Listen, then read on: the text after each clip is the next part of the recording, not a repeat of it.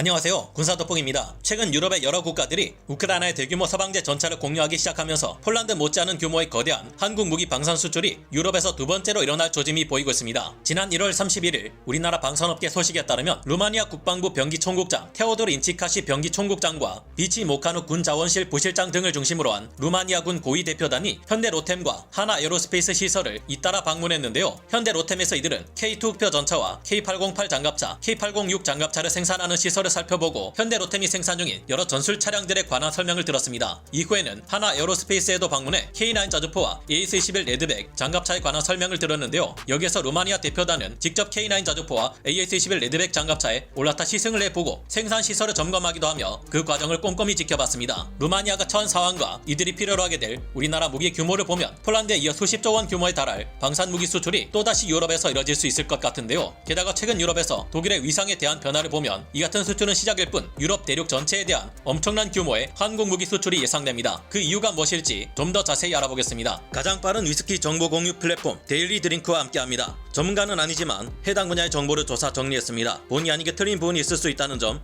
양해해 주시면 감사하겠습니다. 루마니아는 자신들이 보유하고 있던 T-72 계열 전차 60여 대를 우크라이나에 공유함으로써 그 공백을 메울 전차를 찾기 시작했습니다. 그러나 이들이 새로 도입하려는 전력은 절대 전차 60여 대 정도의 작은 물량이 아닌데요. 루마니아에 대한 우리나라 무기의 수출 규모를 짐작해보자면 우선 그들이 처한 현재의 심각한 안보 위협 상황을 들여다봐야 합니다. 지도상으로 볼 때 러시아의 서쪽에 우크라이나가 있고 그 우크라이나 서쪽으로는 폴란드, 서남쪽으로는 루마니아와 국경을 마주하고 있습니다. 현재 러시아와 전쟁을 치르고 있는 우크라이나는 나토 국가가 아니기에 사실상 러시아와 가장 가까운 곳에 위치한 북대서양 조약기구 나토의 동쪽 최전선 국가는 바로 루마니아인 셈인데요. 다행히 현재 우크라이나가 러시아와의 전쟁에서 당장은 불리할지라도 장기적으로 볼 때 더 우세하고 전쟁에서 최종적으로 승리할 가능성이 높습니다. 하지만 러시아 핵무기라는 변수가 있는 만큼 만에 하나 우크라이나가 패배할 경우 폴란드와 루마니아는 당장 코앞에서 러시아군과 대치해야 할 상황이 닥칠 수 있습니다. 그런 만큼 폴란드처럼 러시아와 맞서는 나토의 최전선 국가가 될 가능성이 있는 루마니아 또한 폴란드처럼 대규모 군사력 증강을 꾀할 것이라는 예상은 어찌 보면 진작부터 나올 만했다고 볼 수 있는데요. 어찌 보면 루마니아의 경우 폴란드보다 더욱 위험한 것이 흑해를 사이에 두고 러시아와 대치하고 있는 국가이기도 하기 때문입니다. 만에 하나 이번 전쟁이 아니라 해도 미래의 전쟁에서 러시아군이 우크라이나를 점령해 버리기라도 한다면 당장 루마니아는 지상군뿐만 아니라 공군, 해군 전력으로도 러시아와 맞서야 할 운명에 처한 국가인 셈입니다. 지금까지는 이 같은 문제점이 크게 와닿지 않았을지 모르겠지만 옆나라 우크라이나 본토에 러시아 대군이 침공해 옴으로써 지옥이 강림했고 벌써 1년에 가까운 기간 동안 전쟁을 치르며 우크라이나 땅에 천문학적인 피해가 발생하고 영원히 씻을 수 없는 상처가 남는 것을 코앞에서 지켜본 루마니아는 현재 그 누구보다 군사력 증강의 필요성을 온몸으로 체감하고 있을 겁니다. 그런데 이런 상황에 처해 있으면서 현재 루마니아의 군사력은 굉장히 낙후된 수준이라 육해공 모든 군사 장비를 현대화하는 엄청난 규모의 혁신이 필요한데요. 그러나 이런 루마니아의 사정을 들어줄 수 있는 국가가 전 세계를 통틀어 몇 없습니다. 그동안 자국 무기를 수출하는 데 있어 매우 까다롭게 굴어왔던 독일은 이번 전쟁 기간 동안 계속해서 우크라이나 지원을 미루거나 말을 바꾸는 등 신뢰를 잃을 만한 행동을 해왔습니다. 러시아와의 관계가 악화될까 두려워 군사장비의 우크라이나 지원에 소극적이기만 했던 것이 아니라 지원해준 군사장비의 상태가 좋지 않아 포신을 교체하거나 다른 국가에서 수리 및 정비를 대신해줘야 했던 일이 비일비재했는데요. 무엇보다 독일은 이번 전쟁이 일어나기 전까지 군사장비의 현대화 및 개량에 적극적이지 않았고 대규모 생산 체제를 갖추지 못한 상태라 폴란드나 루마니아가 필요로 하는 대규모의 군사장비 조달을 담당해줄 여력이 부족한 상태입니다. 독일의 사정이 이런 상황에 미국 또한 루마니아에게 대규모 군사장비를 수출할 수 있을 만한 역량이 부족한 상황인데요. 그러나 언제 발생할지 모를 북한과의 전면전에 대비해 미친듯이 지상군 장비를 개량하고 화력과 숫자를 증강시켜온 우리 한국의 경우는 다릅니다. 미국 현지 시각 1월 30일 미국 기업연구소 소속 인도태평양 국방정책연구원인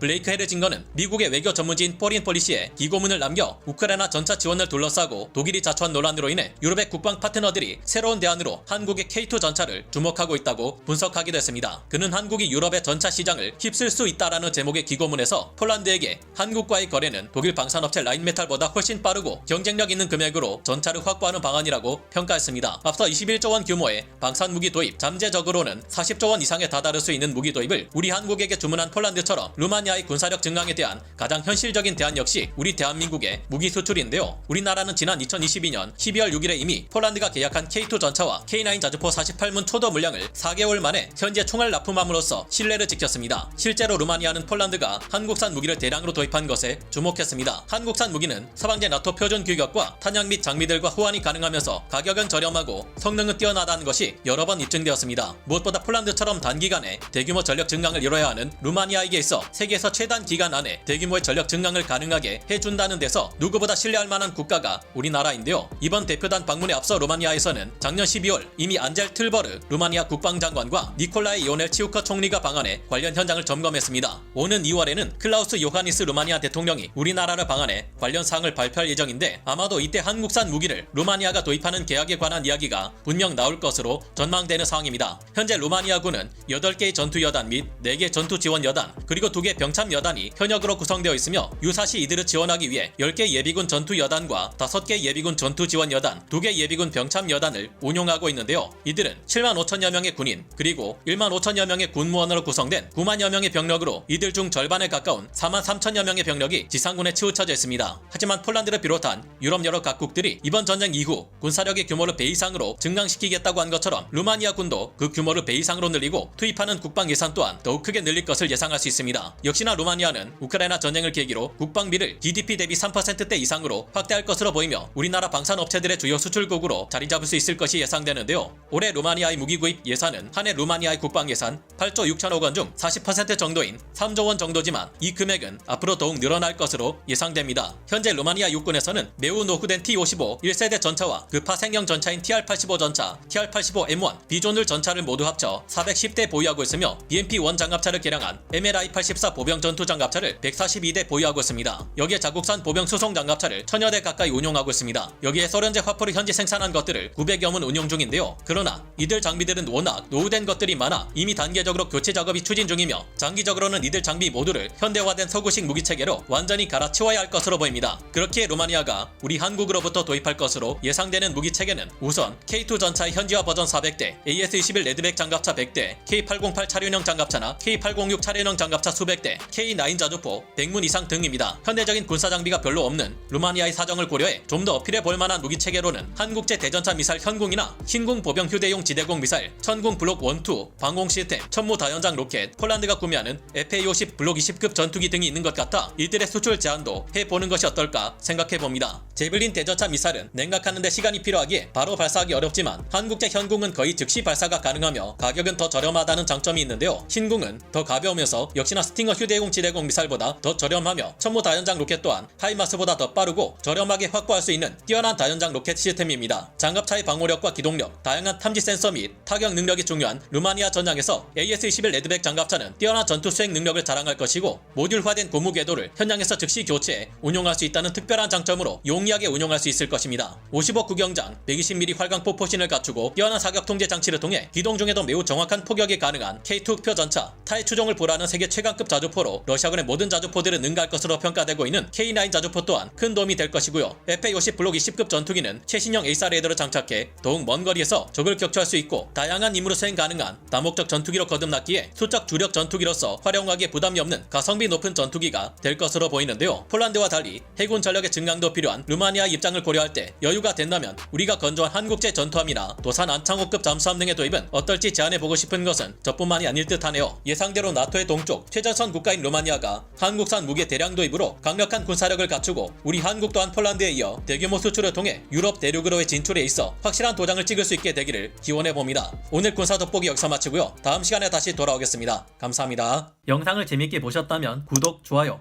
알림 설정 부탁드리겠습니다.